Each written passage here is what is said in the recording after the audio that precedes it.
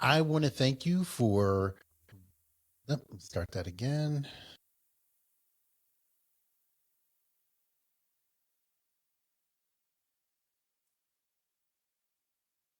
Thank you for joining us for another episode of Your Health Moment. I'm your host, Dr. Fitness, and as always, we're going to discuss all things holistic health and wellness. And so, well, basically, it'll be no different than every time we have this great podcast. But today, the great difference is going to be I have the pleasure of interviewing Tracy Herbert, and we're going to be discussing her 3 M's for living a longer, healthier, happier life. And using these strategies has saved her. Um, I'll do that again, Tracy. Okay. It saved my life. Oh, I love that. Okay. Hey, thank you for joining us for another episode of Your Health Moment. I'm your host, Dr. Fitness, and as always, we're going to discuss all things holistic health and wellness. So basically, no different than each other podcast that we've had, except today I have the pleasure of interviewing Tracy Herbert, and we're going to be discussing her 3 M's for living a longer, healthier, happy life. And I think I'm going to leave it there, and I'm going to introduce Tracy and have Tracy take us away from there. Tracy, can you give us a little more about yourself? Absolutely. It's fantastic to be here today. I'm so thankful for this opportunity. And I was 17 years old, lying in a hospital bed, IV stuck in my veins. I'm scared out of my mind, not even sure what's going on. And the doctor walks in and he puts his hands on his hips. And he says, young lady, you're going to be dead in 20 years. You're going to die with horrible complications. You will have your legs amputated. You're going to go blind and you're never going to be able to have any children. And as he turned around and started kind of walking out of the room a little bit, he said, oh, and by the way, you're going to have to take several shots every single day for the rest of your life because there's not a cure. And he walks out. And I'm sitting there going, what? What did he just say? And that was my journey now 47 years ago on learning about life, learning about the how to live longer, healthier life, despite whatever your age, setback, diagnosis, because we all struggle with so many things. And I was in the hospital for probably about 2 weeks, learning everything I could about what was called then juvenile diabetes. Now it's called type 1 diabetes, the kind that not so many people in the world have, but it is growing. The type 2 diabetes, which we're not going to get into all the diabetes, but type 2 is typically, not always, found in older people who are more lifestyle related, where type 1 diabetes, it's an autoimmune problem, and my pancreas quit producing insulin right then and there. And so without shots, I die. And so I started learning everything I could while I was in the hospital. And everybody kept telling me the same thing. You're going to be dead in 20 years and you're going to die with horrible complications. And I'm sitting at 17, I'm still saying, excuse me, time out. This isn't right. And so when I got out of the hospital, I started going to a local medical school library, researching everything I could, not just about diabetes, but how can I, as a 17-year-old kid, start being healthier? And I was a varsity letter person in high school. I mean, I did it all. And I was an athlete my whole life. And I was always very healthy, so I thought, which I still was. I mean, still thin, nothing that I was expecting. And I went with my friends to a movie, my first outing, having diabetes, and I'm running out the door. My mom's yelling at me, Tracy, remember, you can't eat anything. Now, she didn't say it because we were poor, or she didn't say it because, she was trying to be mean. But back then I was having to be on a very restricted diet, and I had to learn the self-discipline that's actually has saved my life. And so all my friends were ordering the popcorn, the candy, the soft drinks, you know it. And I walked up to the concession stand clerk and I asked for a cup because back in the mid-70s, we didn't have bottled water. We didn't have diet soft drinks or anything. And I just wanted to get a cup of water out of the drinking fountain. And the cashier said, oh, no. And I said, oh, I'll be glad to pay for it. And she said, no. All I was trying to do was fit in with my friends and have something. And I'm running out of the movie theater. I'm screaming. I'm crying. Why me? Why me? And all the way home, I started just bawling my eyes out, got into bed, and I said, Tracy, you've got two choices. You can be bitter or you can be better. What are you going to choose? And at that moment, 47 years later, I said, I'm going to be better no matter what. And so I've lived pretty much my whole life saying, okay, Tracy, I have two choices. What am I going to do? Okay, I'm going to be better, or I'm going to choose this instead of this, or I'm going to do this exercise instead of Netflix binge watching all night long or something like that. And so I've spent my whole entire life figuring this out because without it, I knew I was going to die. And as I started reaching my mid 30s, by the way, I'd already had two healthy children by this time, but I started, everything the doctor said would never has happened to me. I'm not going to live a healthy life. Well, I am, I'm going to have horrible complications. I don't have any complications. I have two healthy kids, but most importantly, I have 6 grandkids, which is the best thing ever. Love my grandkids and my kids, but grandkids are very special. But I started feeling like I was so worn down in my 30s, and I thought, maybe the doctors were right. That was the first time I started thinking, ooh, you know what? Maybe I was wrong. And I just had no energy. I mean, I was living my life with blood sugars like this, which most everybody does, even without diabetes. And I started thinking, okay, Tracy, get your researcher's hat back on and get back to the libraries and start researching. And what I started realizing is I was beginning to eat because they started loosening up my dietary restrictions, having diabetes, and I started eating like the normal Western diet. I would have the hash browns and the bacon and eggs and the bread stuff for breakfast, and my blood sugars would go super high, just like everybody's, even without diabetes, and then it would crash. But when people's blood sugars crash, which everybody's does, that's when we become tired. That's also when we want to reach for something unhealthy. So when I started putting my researcher's hat on, thinking, wait a minute, Tracy, you want to start keeping your blood sugars more level, even though I was still taking insulin, I started thinking, what can I do? So I started with just some minor changes, and I started eating salads for breakfast and like leftover chicken. People thought I was crazy, but you know what? I started having level blood sugars, and I started having more and more energy. And I've always been a long distance runner, long distance bicyclist and everything.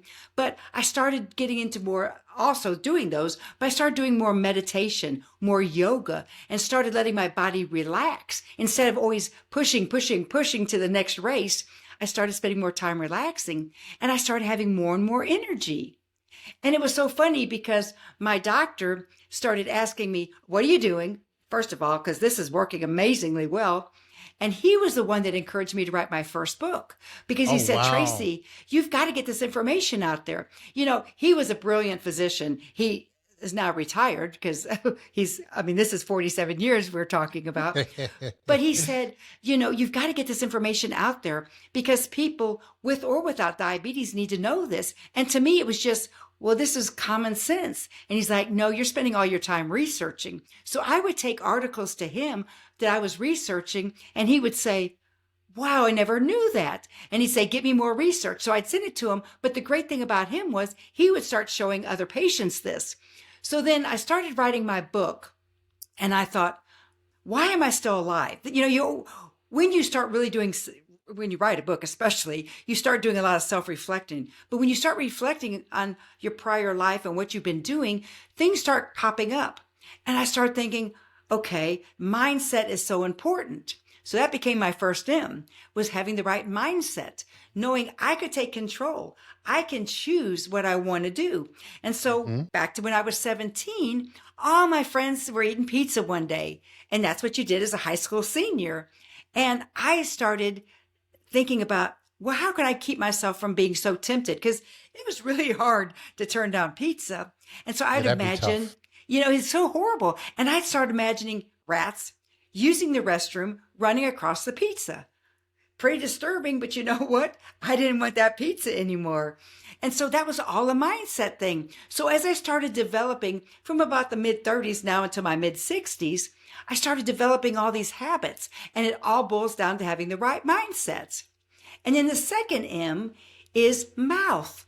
We have to learn to eat to live. We don't live to eat. So making simple choices. Okay, today, am I going to have a donut? Or would I possibly have something healthy and then maybe add an apple to it? If you want something sweet, grab some blueberries. I mean, there's simple swaps we can all do. And, so many people like the flavored coffees and the stuff with all the sugar and all the nastiness piled in there.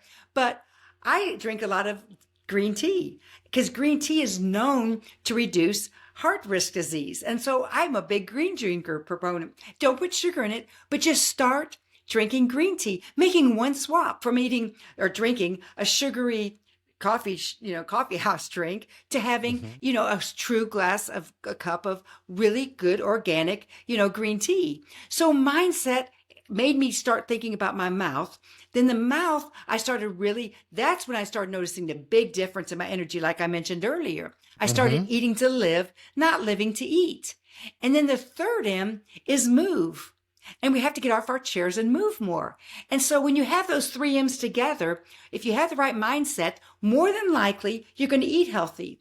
But then you're going to also want to exercise. But let's say you have something totally, totally horrible to eat, which we all do. I'm not perfect. Nobody is. But you eat something that you know you shouldn't have eaten. More than likely, you're probably not going to want to go for a walk afterwards and get rid of some of that excess horrible caloric intake and also all the added sugar and everything else. And so when I started reducing how much processed food I was eating and limiting to maybe 3 to 5% a week, sometimes 20, depending on what was going on with my family and things. And when you say 3 to 5%, someone listening, how is there a way to help them understand that a little better? 3 to 5% Absolutely. is like one Absolutely. meal, or it can be. Everybody's different, but I also snacked twice a day because when I was diagnosed with diabetes, you were taught, okay, you have to eat 3 meals a day and you have to have these 2 snacks.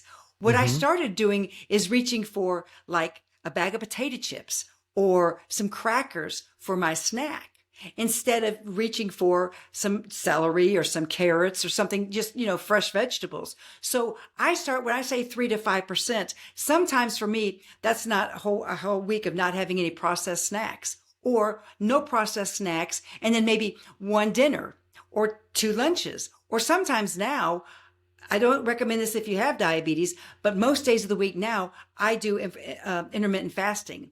I don't do any type of eating for 16 to 18 hours.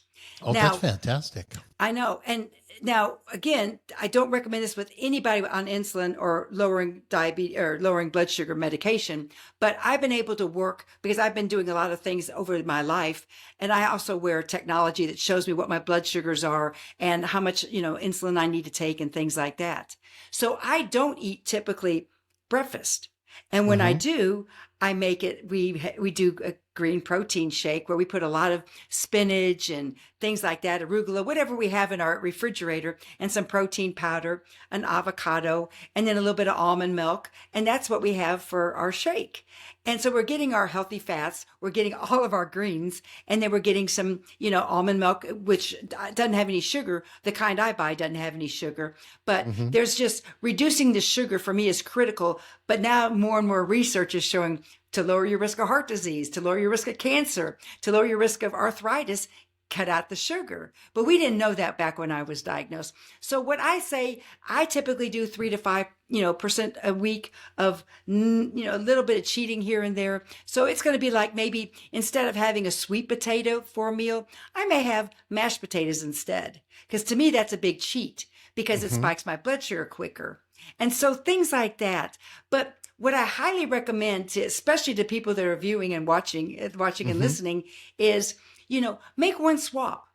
Just make one swap today. Find something that you shouldn't be eating. And I use donuts a lot because so many people like donuts. So you drive by the donut shop every day to work. So go a different route so you're not tempted.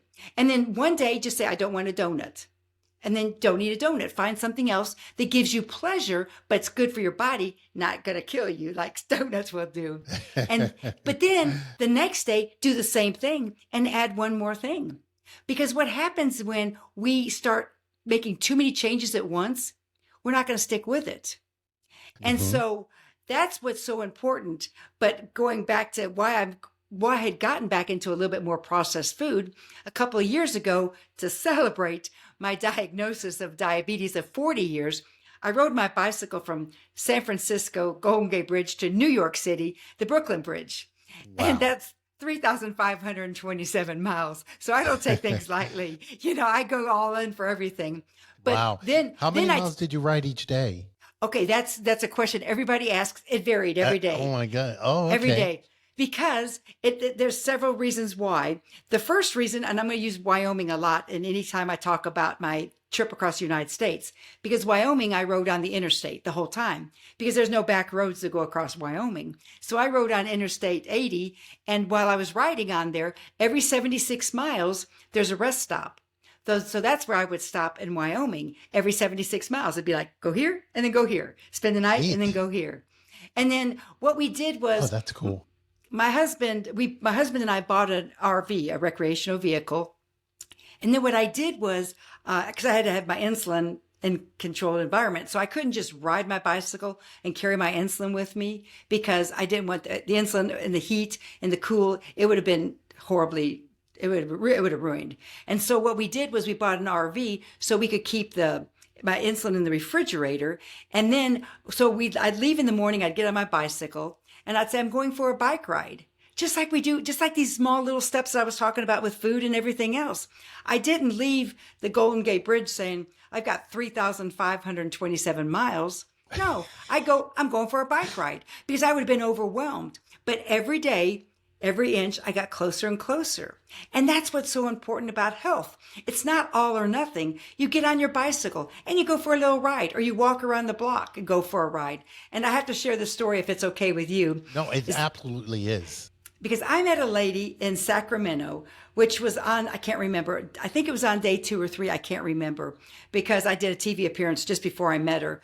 And I was waiting for the light to turn green, and she just happened to say, oh, I wish I could ride my bike across the city. And I said, well, I'm going to New York City, but that gut feeling we all have, I knew I need to get off my bike and talk to her. And so I got off my bike and I started talking to her, and she was the nicest, sweetest lady, probably in her mid-30s, but she was morbidly obese. And she was telling me, I can't even walk around the block to go home. I have to wait for my brother to pick me up. And I thought, oh, this poor lady. And I kept saying, can you do this? And everything was, I can't. And remember, 2 choices. Everything boils down to 2 choices. And everything I said, she said, I can't. I thought, okay, Tracy, come on, you're a health coach. What can you tell her? And I thought, okay, can you walk into your driveway? And just like that, for a split second, you could see a little bit of hope in her eyes. And she said, I think I can. I said, okay, walk into your driveway, rest, and walk back. And then do that the next day. Go a little further if you can. Go next door, go around the block. Every day do something a little bit further. By the time I got into New York City, I was riding in, I got a text message from her. And she said, I have to tell you, I just signed up for my first 5K walk. And this was a lady Wow. who couldn't even walk 2 or 3 houses to her house from the bus stop. And she said, not only did I realize I'm enjoying walking so much, but the weight is just falling off of me. And she says, I'm not changing anything I'm eating. And I thought, that's what it's about. So she was just taking small little steps, but she got to the point where she could sign up for her first 5K walk. And I always say, if you can do that, anybody can do it. I mean, if I could ride my bike as a, 58-year-old grandmother, you could ride your bike across the street, or you could walk across the street or go hiking or whatever. So find activities that people enjoy. And people always say, why did you ride your bike? Well, I love to ride bikes, And so I rode my bike. It started out as a celebration because, Hmm. again, I choose to live, and I'm so much happier with the right kind of mindset that I thought, it'd be fun. Let's try that. So that's why I rode my bike. And then every day was a little different. I did a lot of TV appearances, but I've done TV before. When my books would come out, they'd have me come into the studios and be interviewed. And so some of these same people I was having a relationship with. So then when Uh-huh. I was riding my bike, they'd say, okay, can you do this? Can you do this time and stuff like that? And then I also spoke at a lot of colleges, a lot of high schools, a lot of camps, children's camps. Even though it was the summertime, they still had like clubs and stuff in there. And so they wanted me to come and speak to them. A lot of the hospitals, doctors' offices, when they would find out about it, would have me come in, because a lot of doctors over the years have had me come into their office and do talks for people with diabetes and how to take control of your health, not just with my personal training experience and my health coaching experience, but just because I do it every day, because I have to, because if for that, I'm going to die.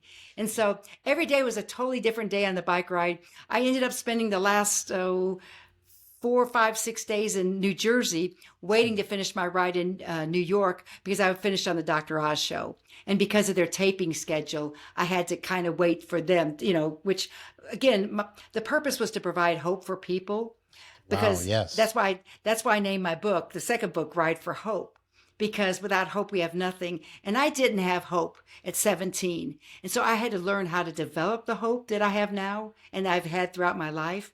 But nobody gave me hope. And so it was so important for me to stop and talk to people. So it took me 3 months to finish. I could have done it easily in 6 weeks. But the goal was to sit there and encourage as many people as I could. And people encouraged me along the way too. So it was the most incredible experience of my life. And as I'm getting closer and closer to my 50th anniversary of my diagnosis, everybody says, what are you going to do next? And I'm like, not sure yet, but you'll be the first to know. So I don't know what I'm going to do next. But anyway, I just love life and choose to enjoy it every step of the way. And again, that bike ride across the country, I was beginning to feel like I heard so many, there's horrible people in the world. You hear that all the time. Hmm. And I'm like, no, I met some of the I didn't have any problems along the route. People would stop, give me water. One man stopped with his wife and fixed a flat tire for me. And I'm like, I can fix it. And they're like, no, no, no. You just enjoy sitting down, having this glass of water, sit in our car, it's air conditioned. And, just things like that. I'd stop sometimes in a little town and people would just say, hey, can I buy you some lunch? Sure. I mean, so, Oh, that's so nice. So you it's did so, get to experience a wonderful side of the country. I mean, exactly, just the everyday exactly. person, Uh-huh. and how gracious and wonderful people can be. That's in It's, itself a wonderful gift. that to me was the best thing of the whole thing, was just getting to see. And then people say, still today, they'll say, oh, the world's going to, it's going apart, it's falling apart and everything. It's horrible. And I'm like, no, it's not. Get out there and be around people, quit watching all the horrible stuff that they talk about on TV and all the other stuff, and quit reading all that and go out and talk to people, because everybody's nice. Not everybody, but you know what I mean. The majority of us are really just trying to live life and do the best we can. Well, clearly your ride provided a lot of hope for people. It was such a great mission. Hmm. Um, what an If I can share, inspiration. oh, Yeah, thank you. If I please. can share this, I did a lot of social media along the way, and anyway, there was a lot of people that started following the ride. And again, it's not about me, but it was about a mission to provide hope. And I got a message from a mom of the first week on my ride. At that time she had a 6-year-old daughter who was living with type 1 diabetes for 2 years. So she got it at 4 years old. And her daughter started saying, my life is over. I'm just done with this. She was so depressed and she was so discouraged. And her mom started showing my videos to her. And she was like, and I don't believe this, but I'd always say, if this old lady can do it, what's stopping you from doing it? Because I want these kids to say, this old lady's doing it. I'm not old. I didn't feel like I was old. I mean, very few old people ride their bike across the country, but you know what I'm saying? But I want the kids to see it. So she'd say, oh, mommy, so her mom got a big map of the United States and she hung it on her bedroom wall. And then she cut out a picture of a bicycle and then cut a picture of my head and put the head on her bicycle and moved my little bicycle every day. And she started seeing it. And I said, that's why we named it Ride for Hope. I had a bunch of the kids give me names of what they think the book should be and the documentary should be. Oh, And that's that, hands fantastic. down, everybody said, Ride for Hope, because you're giving people hope. Absolutely. Wow. And what do you see next? I mean, you've done so many incredible things. I mean, you brought awareness to diabetes in a way that, I mean, few people have. And you're so empathetic for people, of course, that are experiencing it because you've dealt with it yourself. Mhm. What's next? I mean, you 3 books under your belt. What's next? Well, this is where I'm all over the place. And I love life and but I love to encourage people. But as a few years ago, my husband and I have a lot of friends about our age. And one day we were all together having lunch or dinner or something together. And we were driving home because every one of our friends, every one of them was complaining. I'm old. I can't do this. I'm tired. I can't do this. This hurts. This hurts. And we were driving home and I said, I don't want to be that way. And my husband's like, I don't either. So now I'm really shifting towards encouraging people my age and older, baby boomers, that they can live a healthy life. It doesn't matter. If you want to spend the rest of your life on a rocking chair, great, do it. But if you don't, these are some of the things you can do. And it's so simple. And so I'm shifting gears a little bit. Kids are always going to be my joy.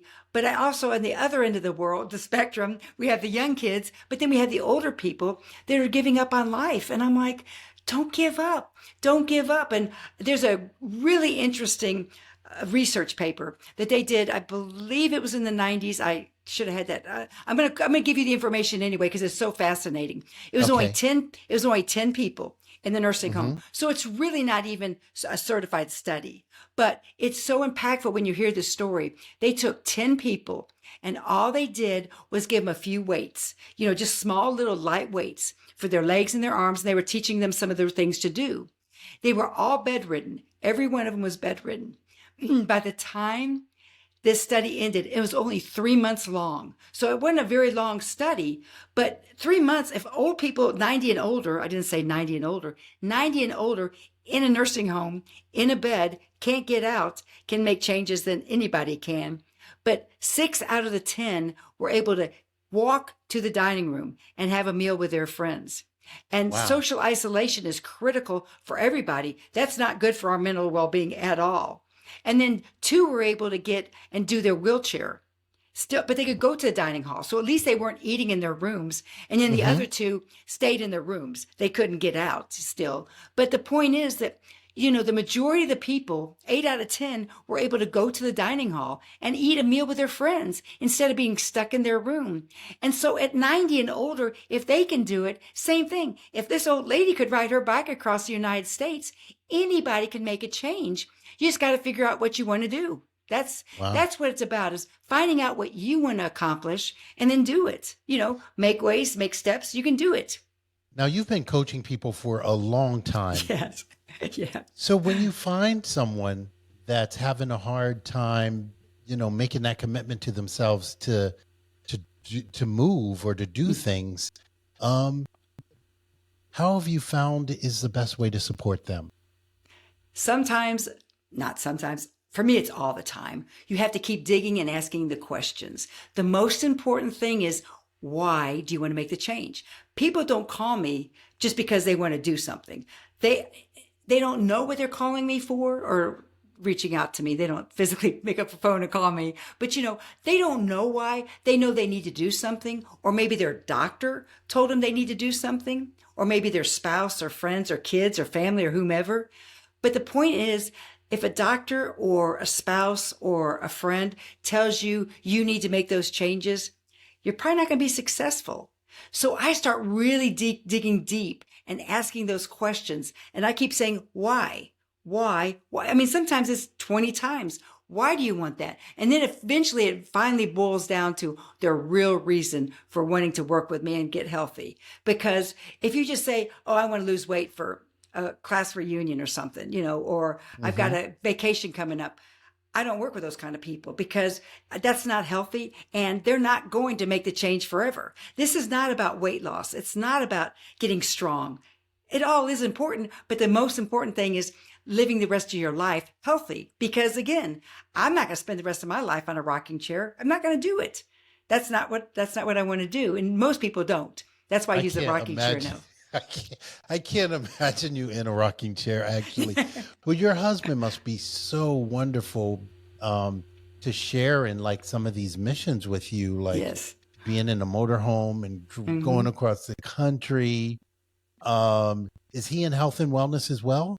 No, but he is by osmosis. He is, but no, he's not. But he and I actually wrote my third book together, which is very Wow. interesting because he's always given me permission to share the story. I don't typically tell things to people unless I get their permission.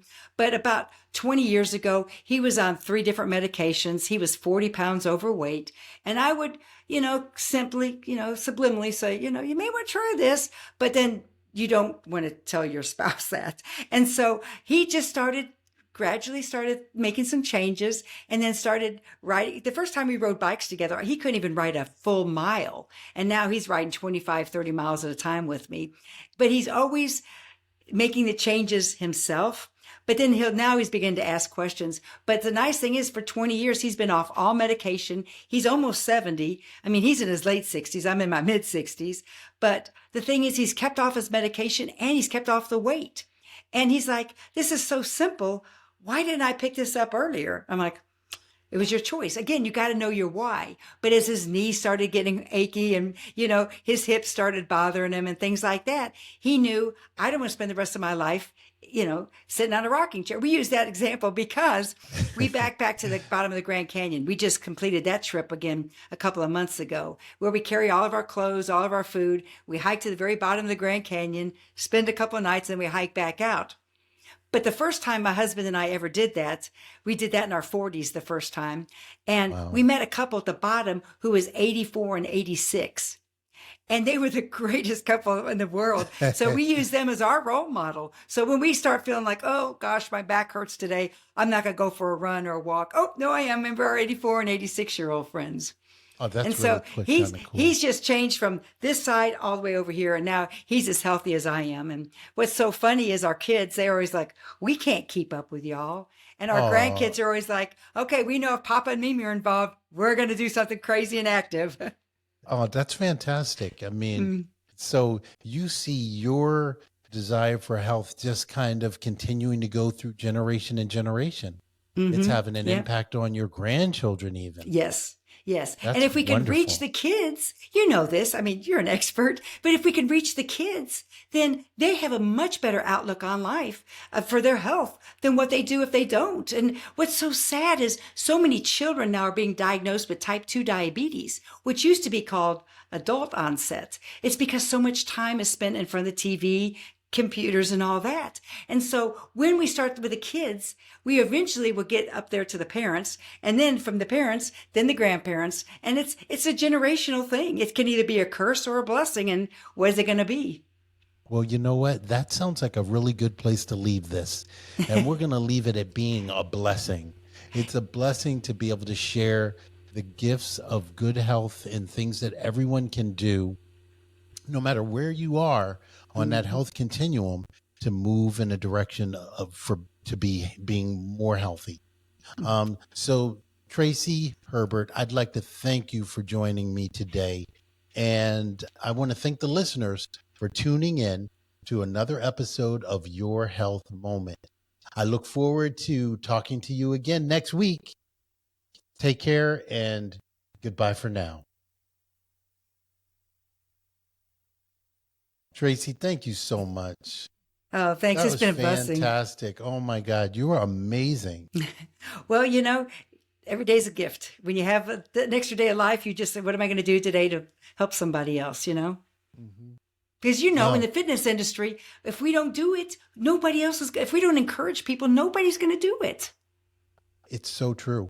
Hmm. And being there for people when they're ready, because Yes. sometimes I just have to wait for someone to be ready for Hmm. the support, Hmm. because you can, what's that expression? You can bring a horse to water, but you cannot make him drink it. That's But, exactly right. but being able to be present and just to be on platforms like you're on and being out there and doing things to bring awareness, it's a real gift. And this has been an honor for me to have the opportunity to speak with you today. That's been fantastic. I appreciate the opportunity. And I know when you get it out, you'll send me the information and I can share it with my people because they need to know together we're stronger. That's the thing. You and I together and the world is Oh stronger. my But, God, yes. sharing it with people, somebody's got to have some hope to take control of their health. No doubt about it. Mm. In your podcast, you do have Mhm. you You do have one. What's the name of your podcast again? Diabetes, Your Diabetes Breakthrough. Sorry, I was going to give you the name of my book, Your Diabetes Breakthrough. Okay. And we have that so people can find it in the show notes. Yes. Okay. Thank you. And then I also do longevity codes, but we've paused both of them right now because Okay. I'm getting ready to do. I mean, it's still active, obviously, because they're going to be there forever. You know, as long as there's the internet, they'll be there forever. But I'm not sure exactly which direction I'm going, and this is why actually. It's funny that you brought it up, but one of my older grandkids said, "Mimi, you need to write a book for kids my age so we can start learning how you could tell in your book with pictures and stuff how we can start eating healthier and exercising and stuff." And so I'm like, well, maybe I don't know, I'm just kind of waiting to see what the next step is. Yeah, but that's wonderful too. But like you were saying, impacting the next generation Mm-hmm. has has ripple effects in ways that we just can't even anticipate at the moment. Exactly. Tracy, I my end should be batched. How about yours? Oh, No. whoop. Still not batched. Whoops. Hold on. Wonder.